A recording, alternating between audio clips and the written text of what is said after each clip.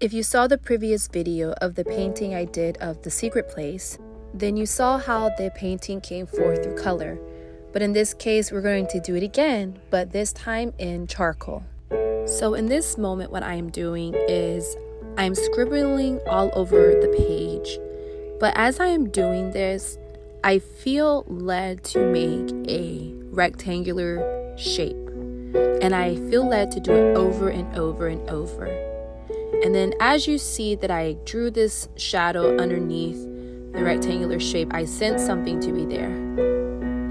After I felt like I had all the darks in the right spots in the moment, I then decided to add in some highlights. And I perceived this to be pillars to a door. So now that I know what my starting point is, I'm going in with my charcoal pencil to add in some shadows.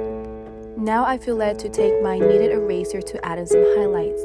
And keep in mind that in the beginning, the door was closed, and now I sense that the door has opened to release something very special.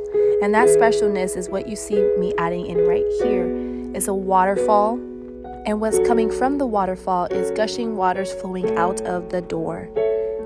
At this point, the waters are seeming to be very calm, very river-like.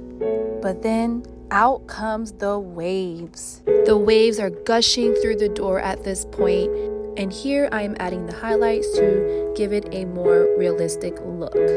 And I did not notice this at the time I was drawing, but as I am recording this video, that the direction of the waves was very important because it directed to a rose. And I perceived this rose to be Jesus, Yeshua, the rose of Sharon. But also it represents us, for we too are made in his image. So we too are the rose along with him. In this moment, I'm just making sure I get on my highlights and on my darks in the right spots to where they need to be. And once I've done so, I've sensed a purifying fire emerging from this beautiful rose. This fire can represent Holy Spirit. It can represent healing. Anything that it would represent to you on a personal note.